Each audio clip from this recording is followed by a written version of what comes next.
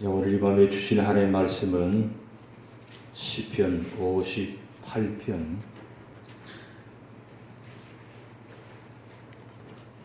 시편 58편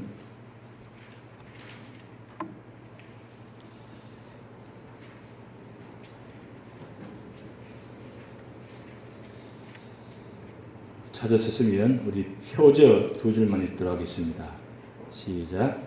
다윗의 믹담시 인도자를 따라 알다스헷에 맞춘 노래. 계속해서 지금 시편 58편 같은 제목의 지금 56편, 57편, 58편, 59편, 60편까지 다윗의 믹담시가 연결됩니다. 이 믹담시는 황금시라고 말씀드렸습니다. 황금시 아주 중요한 교훈시이기 때문에 황금시. 그래서 시편 56편부터 60편까지는 다윗의 시편 중에서 가장 핵심적인 시편입니다. 다윗의 믹담시 둘째 줄에 인도자를 따라 알다셋에 맞춘 노래. 이것은 지난주 말씀드렸는데 혹시 기억나십니까? 무슨 뜻이라고 말씀드렸습니까? 예, 멸망시키지 마소서. 멸망시키지 마소서. 지금 다윗이 지금 56편도 60편까지 말씀의 시편 가운데서 지금 상황적으로 굉장히 힘들고 어려운 상황, 최악의 상황 가운데 있다 보니까 이 알다스헷의 곡주라는 곡을 택해서 지금 마찬가지로 58편을 노래한 시편입니다. 그런데 이 알다스헷이 멸망시키지 마소서. 이 다윗이 지금 그런 절망의 심령으로 이 곡조에 붙여서 58편을 읽습니다. 그런데 지난주 마찬가지로 지금 시편 58편 배경이 사무엘하 15장 1절에서 6절 말씀이 배경됩니다. 한번 찾아서 같이 읽어보도록 하겠습니다. 사무엘하 15장 1절에서 6절 말씀. 사무엘하 15장 1절에서 6절 말씀.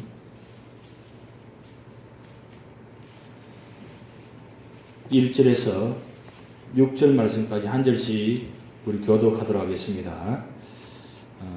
지금 어떤 상황에 다윗이 이 시편 58편을 배경적으로 기록했는지 그 본 말씀을 생각하시면서 지금 시편 58편은 멸망시키지 마소서 그런 곡조에 붙인 노래입니다. 그러면 상황이 어떤 상황이기에 그렇게 이 곡을 붙이는지 한번 사무엘하 15장 1절에 6절 말씀 교독합니다. 그 후에 압살롬이 자기를 위하여 병거와 말들을 준비하고 호위병 50명을 그 앞에 세우니라. 압살롬이 일찍 일어나 성길 곁에 서서 어떤 사람이든지 송사가 있어 왕에게 재판을 청하러 올 때에 그 사람을 불러 이르되 너는 어느 성읍 사람이냐 하니 그 사람의 대답이 종은 이스라엘 아무 지파에 속하였나이다 하면 압살롬이 그에게 이르기를 보라 내 일이 옳고 바르다마는 내 송사를 들을 사람을 왕께서 세우지 아니하셨다 하고 또 압살롬이 이르기를 내가 이 땅에서 재판관이 되고 누구든지 송사나 재판할 일이 있어 내게로 오는 자에게 내가 정리 베풀기를 원하노라 하고 사람이 가까이 와서 그에게 절하려 하면 압살롬이 손을 펴서 그 사람을 붙들고 그에게 입맞추니 이스라엘 무리 중에 왕께 재판을 청하러 오는 자들마다 압살롬의 행함이 이와 같아서 이스라엘 사람의 마음을 압살롬이 훔치니라. 아멘. 자, 사무엘하 15장 그냥 이 말씀 읽어보면 압살롬이 정말 참 마음이 좋고 정말 참 좋다. 자, 그런 생각되는 말씀이죠. 그냥 이렇게 단편적으로 보면 말씀 그렇습니다. 지금 압살롬이 이 상황은 압살롬이 모반을 일으켜가지고 왕이 찬탈을 하기 직전입니다. 직전 한 3년간 지금 왕이 다윗인데 다윗 왕성에 함께 거하면서 지금 백성들의 마음을 3년 동안 훔치는 기간 동안입니다. 그것을 지금 15장 1절에서 6절 말씀까지 6절밖에 안 되지만 거기에 다 뜻을 다 포함해 놨습니다. 자, 보세요. 압살롬이 왕의 마음을 갖고 있습니다. 그리고 왕의 자리를 안고 싶은 마음이 있습니다. 그리고 왕이 되기 위해서 꿈을 꾸고 있습니다. 그렇다면 정식적으로 기다리고 그리고 다윗 아버지의 명을 받아가지고 후계자가 되어야 그게 올바른 순서가 되어지는데 지금 그때까지 기다리기는 자기에 돌아오지 않을 것 같습니다. 거기다가 지금 아버지와 아들과의 관계가 부족 간의 관계가 굉장히 심각한 문제가 있습니다. 그런데 다윗이 이 압살롬 아들을 참 사랑합니다. 왜냐하면 누구보다도 뛰어나고 인물이 좋고 모든 면에서 누가 봐도 이 왕의 후계자로 삼을 만한 인물입니다. 이 압살롬이. 그런 압살롬이 3년 전에 문제가 있었어요. 여러분 아실 내용입니다. 누이를 죽인, 그래서 그것을 사형신고까지 만들어진 그런 상황 가운데서 그가 도망갔다가 다시 아버지로부터 허락받아서 다시 돌아와서 지금 왕의 아들로 있는 자리입니다. 그런데 압살롬은 돌아왔지만 마음은 다른 데가 있습니다. 이미 아버지 마음을 떠났습니다. 자기가 왕이 되고자 하는 마음이 있습니다. 그러니까 왕의 곁에 있긴 있지만 백성들이 오는 모든 과정을 자기가 다 영접하면서 백성들은 이 왕에게 찾아와서 이러한 일 잘못된 일이 많은데 올바르게 송사하고 올바르게 정의를 내리고 올바르게 판단해달라고 그렇게 찾아왔는데 지금 압살롬이 뭐라고 하냐면 왕이 재판관을 세우지 않았다. 재판관을 세우지 않았기 때문에 내가 대신해서 내가 이 재판을 하겠다. 모든 건 나한테 이야기하라고. 나한테 이야기하라고. 그러면서 오는 자마다 그를 안고 입을 맞추고 정말 잘합니다. 누가 봐도 야, 참 정말 다윗 왕보다 더 좋다. 왕은 너무 멀리 가까이 있고 너무 있기 때문에 가까이 하지 못합니다. 그렇게 왕이 백성들을 끌어안고 입을 맞추는 건 쉽지 않습니다. 백성들은 왕으로부터 사랑받고 싶어 합니다. 그런데 왕은 워낙 바쁘다 보니까 그 백성들에게 일일이 가까이 다가가지 못합니다. 그런 아주 허점을 노려가지고 지금 압살롬이 중간에 들어와가지고 이 백성들의 마음을 하나씩 빼앗기 시작합니다. 그것을 3년 동안이나 재판을 가지러 오면 하나씩 문제를 해주면서 아주 백성들의 마음을 다 해서 오늘 성경 말씀 보면 사람의 마음을 압살롬이 훔쳤다 그랬어요. 마음을 얻었다가 아니고 마음을 훔쳤다 그랬어요. 그러니까 이 압살롬의 계획과 계략이 이 악하다는 뜻이에요. 악하다는 뜻이에요. 그런 상황 가운데 지금 다윗 왕이 소식을 듣게 됩니다. 다윗은 사실은 다 정보가 다 있으니까 압살롬이 일거이틀 쓰고 다 봅니다. 처음에는 압살롬이 참 잘하는 것 같아서 다윗 왕도 마음을 놓고 그래 아들이니까 당연히 그렇게 해야 되지. 그럼 아버지를 대신하는 거니까 그렇게 당연히 그렇게 해야 되지 하는 마음을 놓고 있었는데 시간이 점점 지나면서 이 압살롬의 마음이 다르다는 것을 주위에서 이야기합니다. 그래도 다윗은 아니야. 압살롬은 내 아들이야. 걱정하지 마. 염려하지 마. 아주 그렇게 이야기합니다. 그러니까 주변 사람들이 가까이 있는 사람들이 말을 함부로 못합니다. 처음에 이야기하다가 그 다음에 입이 쑥 들어가 버렸어요. 그런데 시간이 지날수록 2년쯤 지나면서 문제가 심각해집니다. 점점 이야기가 지금 백성들의 마음의 상태가 어떻게 되냐면 다윗 왕보다는 압살롬이 왕 같다는 생각이 듭니다. 백성들의 마음이 다 이렇게 압살롬으로 향하기 시작합니다. 그래서 가는 곳마다 압살롬. 야, 압살롬 잘한다 보다도 압살롬이 다윗 왕보다 더 위대한 것 같아. 더 떳떳한 것 같아. 더 자랑스러워. 야, 정말 좋다. 자, 거기서부터 문제가 심각하게 시작합니다. 3년 차쯤 되니까 드디어 다윗 왕도 이 압살롬을 다르게 보기 시작합니다. 아니 이놈이 어떻게 내가 불렀는데 어떻게 용서했는데 이렇게 앞에 내 앞마당 앞에서 내 왕궁 안에서 이렇게 모반할 수 있다니 이렇게 마음을 빼앗다니 그 상황 가운데 지은 시편이 시편 58편입니다. 자, 58편 다시 돌아가서 다시 한번 교도하도록 하겠습니다. 시편 58편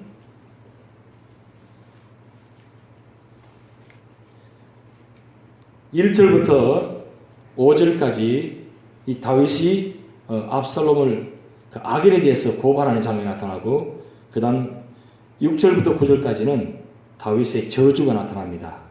그리고 마지막 10절부터 11절까지는 다윗의 찬양이 나타나는데 한번 1절부터 5절까지 한번 교독하도록 하겠습니다.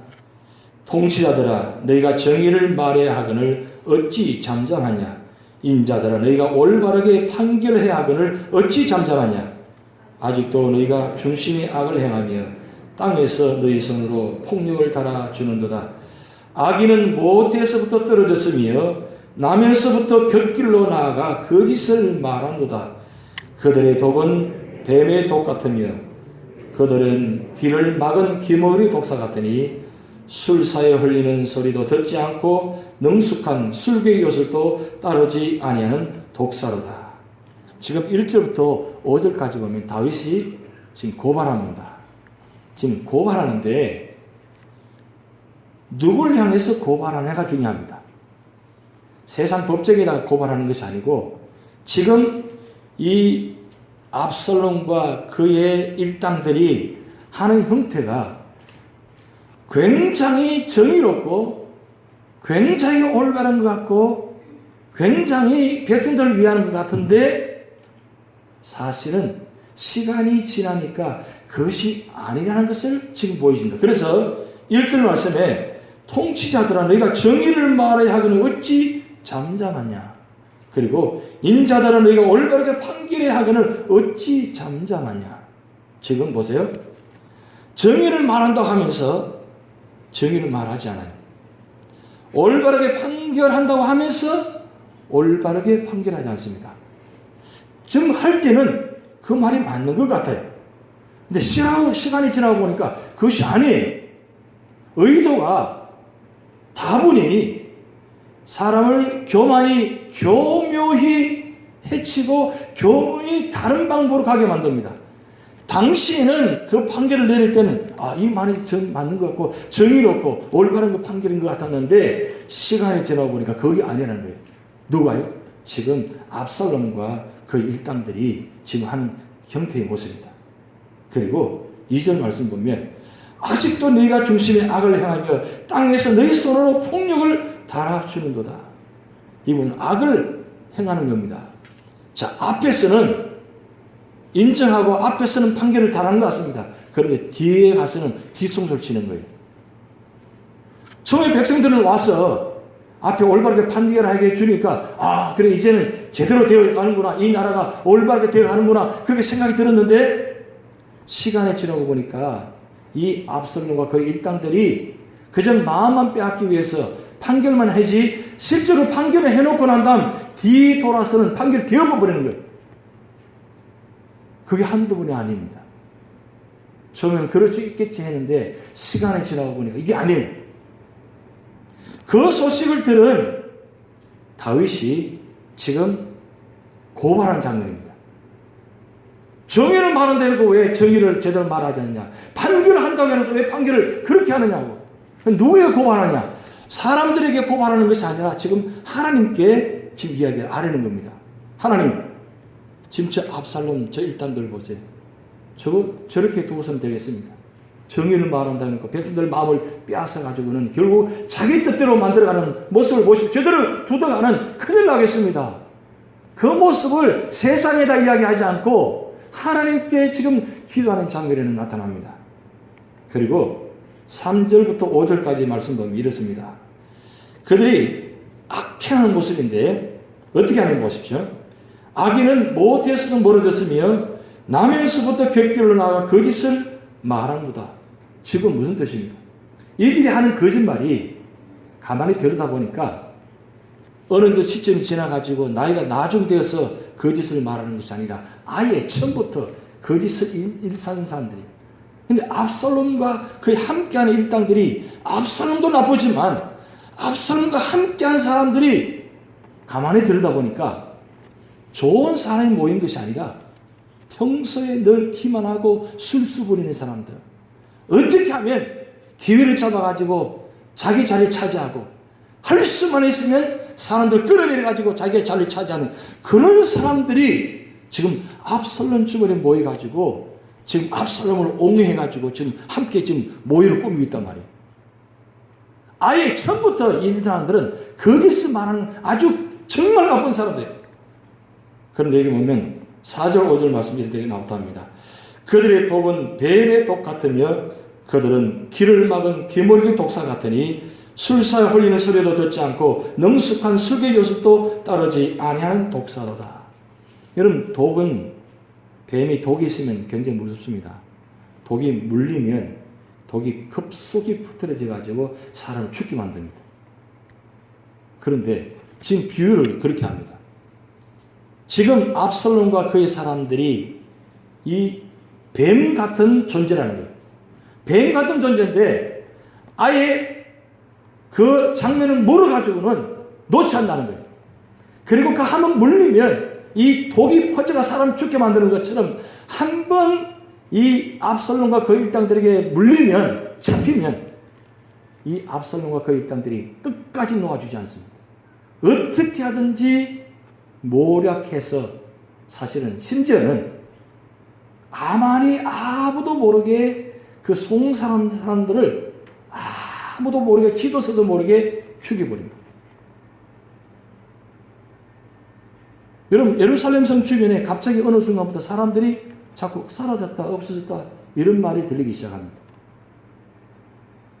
처음에는 그렇지 않았어요. 어느 순간에 사람이 없어져요. 왜 그랬냐? 아무도 몰랐죠. 뭐 그럴 수 있다고 생각하고 지나갔는데 나중에 하나씩 점검해 보니까 아니, 특별히 재판을 찾아와 가지고 재판 판결을 원하고 송사하는 사람들이 중심으로 하나씩 한 사람들이 없어진다는 소문이 나기 시작했다는 거예요. 결국 누가 그렇게 하느냐? 이와 같은 일당들이 그렇게 하는 것을 보고 지금 다윗이 그렇게 이야기합니다. 지금 독사와 같은 존재들이다. 독사와 같은 존재들인데 한번 물어서 독을 펴뜨려서 사람을 죽게 만든다는 거예요. 그런데 얼마나 이 독 강한지 기머리거리 같은 독사라는 거예요. 이 기머리 같은 독사의 이야기는 뭐냐면 여러분, 마술사들이 뱀을 이용해가지고 막 술술 부리잖아요. 그럼 보셨죠? 코브라를 이용해가지고 막 마술 부르는 거 보였지 않습니까? 그런데 이 기머리 독사다 보니까 듣지가 않는 겁니다. 들리지가 않으니까 아무리 마술사, 술사가 아무리 노래를 부르고 한다 할지라도 꿈쩍도 하지 않는 거예요. 이 말 뜻은 누가 뭐라 해도 이 사람들을 아무리 지탄하고 비판하고 그렇게 해서 안 된다고 말려도 이 사람들은 듣지는 않는다는 거예요. 듣지 않고 자기들 방식대로, 자기 방법대로 악한 방법으로 해나가고 있다는 그 뜻이에요. 그래서 기머리와 같은 독사라는 거예요. 왕이 혹여나 돌아올까 싶어서 사람들을 보냅니다. 보내서 압살롬 주변 사람들 하나씩 이야기 만나서 전 심판하기 시작합니다. 그러지 말라고, 이러면 너무 위험하다고, 하지 말라고. 아무리 말려도 되지 않습니다. 심지어는 압살롬이가 찾아가서 이야기해도 말을 듣지 않습니다. 다윗이 그런 마음입니다. 지금 기머리 같은 독사 같은 존재를. 여러분, 악인들은 한번 악한 마음을 품기 시작하면 누구 말을 듣지 않습니다. 왜냐하면 악이 극도로 크게 있기 때문입니다. 악이 그의 전체의 생각과 마음을 사로잡기 때문입니다. 그때에 누가 뭐를 해도 이야기해도 듣지 않습니다. 악이 그만큼 무서운 거예요. 처음에는 그렇지 않았어요. 사람들이 처음에는 악한 사람이 누가 있었어요? 여러분, 일길을 다 만나보면 악한 사람이 없어요. 다 사는 좋은 사람들이에요. 그런데 악의 영향을 받아가지고 악한 무리의 생각을 같이 함께하면, 동조하게 되면 어느 순간부터 이 악이 그 모인 사람들의 생각을 지배해버리니까 누가 옆에 와서 이야기해도 듣지 않습니다. 악이 그만큼 무서운 거예요. 여러분 한번 보시고 경험하셨을 것입니다. 한번 방향이 틀리고 생각이 다르면 돌아오기가 그만큼 힘든 거예요. 아직도 여전히 다르게 생각하고 있는 거예요. 아직도 잘못 생각하고 있는 거예요. 시간이 지나면 해결되겠지. 시간이 지나면 바꿔지겠지. 시간이 지나면 원래 그런 사람이 아니니까 시간이 지나면 괜찮아지겠지 하고 기다리고 있는데 아직도 여전히 들리는 소식은 뭐라고 합니까? 처음에 무리들이 모여가지고 모의하고 이런 안 좋은 모습들 생각을 그대로 갖고 있으면서 바라보고 있는 거예요. 판단하고 있는 거예요. 그게 악한 무리들의 생각의 모습입니다. 지금 다윗이 지금 그런 장면을 지금 말씀하고 있습니다. 그런데 다윗은 거기 끝나지 않고 6절부터 9절까지 한번 같이 합독하시겠습니다. 6절부터 9절까지 시작. 하나님이여 그들이 입에서 이를 꺾으소서. 여호와여 젊은 사자의 어금니를 꺾어내시며 그들이 급히 흐르는 물같이 사라지게 하시며 겨누는 화살이 꺾임 같게 하시며 소멸하여 가는 달팽이 같게 하시며 만삭 깨지 못하여 출생한 아이가 햇빛을 보지 못함 같게 하소서. 가시나무 불이 가마를 뜨겁게 하기 전에 생나무든지 불 붙는 나무든지 강한 바람으로 휩쓸려 가게 하소서. 지금 다윗이 하나의 이 악한 무리들을 바라보면서 이 저주에 가운 그런 말을 하고 있습니다.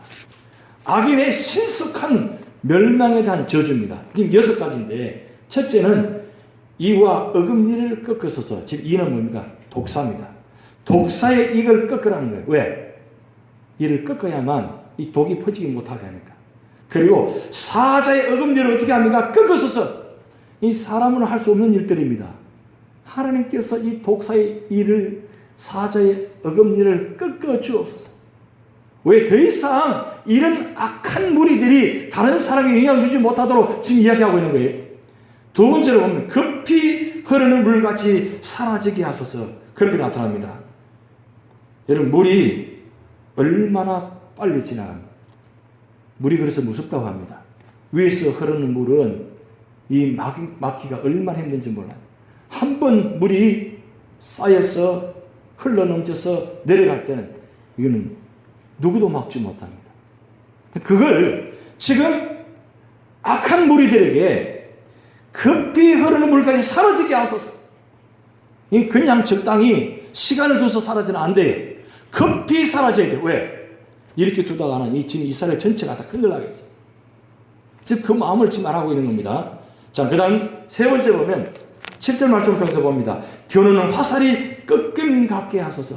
지금 악한 무리들이 지금 공의롭고 정의로운 사람들을 향해서 화살을 쏘려고 준비하고 있습니다. 어떻게 하든지 이 악한 무리들이 선한 사람들을, 백성들을 넘어지게 하려고 화살을 겨누어 준비하고 오는데 어떻게 해요? 화살을 꺾어버리셨어요. 화살 꺾어버리면 아무도 소용이 없잖아요. 다윗이 그렇게 구체적으로 이야기합니다. 그리고 네 번째 보면 소멸하여 가는 달팽이 같게 하소서. 이 말은 달팽이가 움직일 때는 이 습기가 나타나가지고 하나씩 지나가는데 햇빛이 나서 이 달팽이가 분비내는 이런 점액질이 하나도 없이 그냥 사라지게 나가. 달팽이가 점액질 내는 그조차도 내지 못하게 하소서. 그 다음 다섯 번째 보면 아주 무서운 이야기입니다. 만삭되지 못하여 출생한 아이가 햇빛을 보지 못함 같게 하소서. 지금 만삭되지 못한 아이가 유산을 한다는 거예요. 유산을 당하게 해가지고 아이가 죽게 만들어 달라는 거예요. 무슨 뜻이에요? 지금 악한 무리들이 만삭되는 것처럼 그의 계획들이 완전히 만삭될 정도로 완성되어질 정도로까지 다가옵니다. 그게 바로 3년, 4년차 넘어가는 부분입니다. 이때에 이렇게 만삭되는 그의 계획들이 완전히 세워지려고 하는 지점에 어떻게 해요? 하나님 간섭하셔서 아이가 유산당하는 것처럼 저들의 계획들이 다 무너지게 하옵소서. 이 다윗이 얼마나 마음이 급하고 분노했으면 이와 같이 기도했겠어요. 그리고 여섯 번째 보면 다시 등불이 역할도 못하고 사라지게 하소서. 지금 가시등불은 불 붙으면 금방 타버립니다. 금방 타버려요. 그것처럼 이들의 모든 계획들이 어떻게 해요? 아무리 그들의 생각에는 완벽하고 그의 계획들이 아주 훌륭하다 할지라도 하나님께서 가시등불 불사르는 것처럼 태워버리게 하옵소서. 지금 6가지를 다윗이 이들을 바라보면서 기도하고 있는 장면입니다. 근데 여기서 우리가 중요한 것은 이들을 바라보면서, 환경을 바라보면서, 그들의 배반자를 바라보면서 기도하는 것이 아니라 하나님께 지금 기도하고 있어요. 똑같이 맞서서 그들과 싸우지 않았습니다. 여러분 사무엘상 15장, 16장, 17장 말씀 보면 다윗이 얼마든지 싸울 수 있습니다. 왜냐하면 그들에게 무기도 있고 장수도 있기 때문입니다. 그런데 다윗의 방법은 그저 도망가는 방법이었어요. 피하는 방법이었어요. 그들과 맞서다가는 우리가 죽겠다가 아니에요. 그들과 싸우다가는 우리가 죽겠다가 아닙니다. 다윗의 마음은 저들과 싸우다가 저들이 죽겠다. 이해하시겠습니까? 내가 다치는 것도 있지만 내가 저들과 싸워서, 아들과 싸워서 싸우면 어차피 둘 다 힘들어질 텐데 자기가 다치는 것보다는 아들이 다치는 것이 더 마음이 아픈 거예요.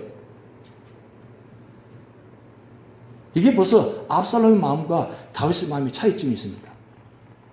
여러분 우리가 신앙생활을 하면서 어떤 일을 만날 때에 이 다윗의 마음을 헤아릴 수 있어야 됩니다. 어떻게 일반적으로 이에는 이, 악에는 악으로 대합니다. 그래서 함께 부딪힙니다. 함께 싸웁니다. 그러면 어떻게 됩니까?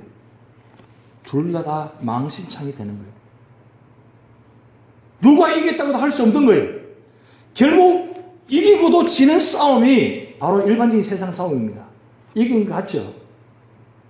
돈을 들여서 온갖 방법을 다 동원해가지고 싸워서 하면 이길 수는 있겠죠? 그러나 진짜 이긴 것은 아니라는 사실이에요. 하나님께서는 그런 방법을 택하지 않으셨습니다. 그런 방법으로 사용하지 않으셨습니다. 믿음의 사람 다윗이 압살롬 아들로부터 모반을 당하고 그렇게 도망가는 장면 속에서 얼마든지 그들과 싸울 수 있지만 하나님 방법으로 그 극한적인 상황에서 하나님 방법으로 해나갔다는 사실이 그게 중요한 것입니다. 오늘 지금 다윗이 저주스럽게 다윗이 본래 성품이 아닙니다만은 그렇게 이토록 하는 이유가 무엇입니까? 사실은 악인들이 무너지는 것도 기도합니다. 무너져야 돼. 빨리 무너져야 돼.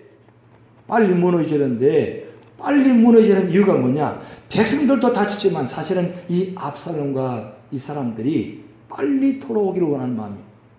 빨리 깨우치기 원하는 거예요. 그냥 적당히 그저 그렇게 지나가면 깨닫지 못하니까 급하게 신속하게 무너지게 해가지고 이거는 사람이 하는 것이 아니라 다윗이 하는 것이 아니라 하나님께서 이 속에서 개입하셔서 우리를 무너지게 하는 것이다. 그걸 깨닫게 하기 위해서 이 말씀을 주시는 기도하는 겁니다. 자, 그래서 마지막 기도를 보시면 11절, 10절, 11절 같이 한번 읽어보시겠습니다. 10절, 11절 시작. 의인이 악인의 보복당함을 보고 기뻐하며 그의 발을 악인의 피에 씻으리로다. 그때에 사람의 말이 진실로 의인에게 갸품이 있고 진실로 땅에서 심판하시는 하나님이 계시다 하리로다. 아멘. 여기서 다윗이 하나님의 공의에 대한 보응에 대한 확신과 기쁨이 나옵니다. 지금 상황이 정리되는 게 하나도 없습니다. 이제부터 시작입니다. 이제부터 시작인데 다윗이 사실은 15장 이후부터 밤에 야반 도주하면서 도망가는 장면이 나타납니다. 신발도 신지 못하고 그냥 그렇게 도망가는데 그럼 어떻게 이 상황 가운데도 지금 10절 11절에는 무슨 기도예요? 하나님께서 의인으로 말미암아 악인을 보고 기뻐하게 만드신다는 거예요. 반드시 악인은 무너진다는 것을 확실하게 만듭니다. 어떻게 그렇게 할 수 있어요? 다윗은 압니다. 왜냐하면 그가 10년 동안 사울로부터 도망자의 삶을 살았습니다.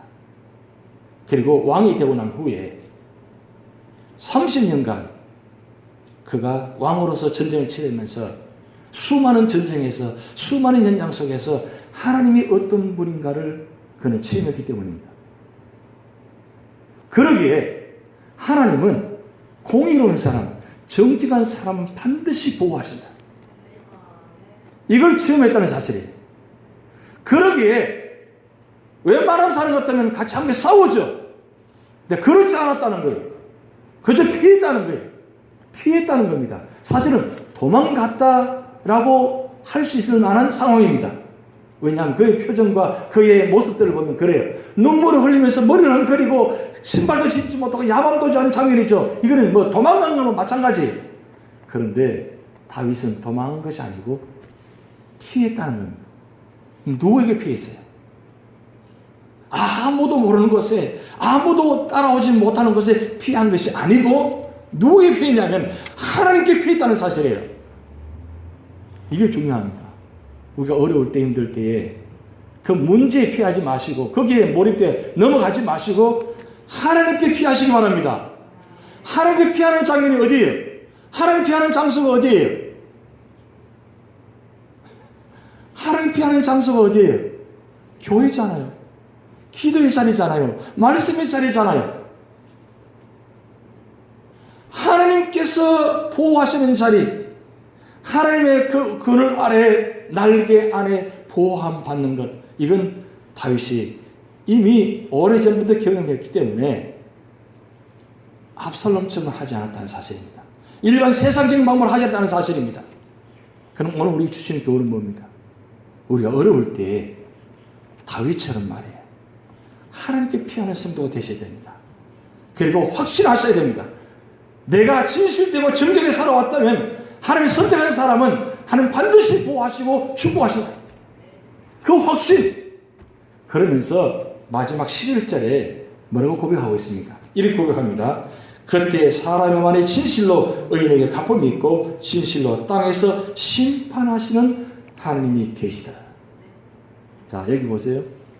하나님께서 이 땅에서 심판자로 계신다는 것, 그걸 체험했기 때문에 하나님은 이 상황을 하나님 직접 심판하신다. 그래서 심판을 누구에게 맡긴 거예요? 하나님께 다 맡긴 거예요. 자기는 하나님께 피하고 하나님께 심판하시고, 이게 얼마나 하나님 방법입니까? 근데 하나님은 하나님께서 심판하셔야 되는데 하나님이 심판하시기 전에 자기가 먼저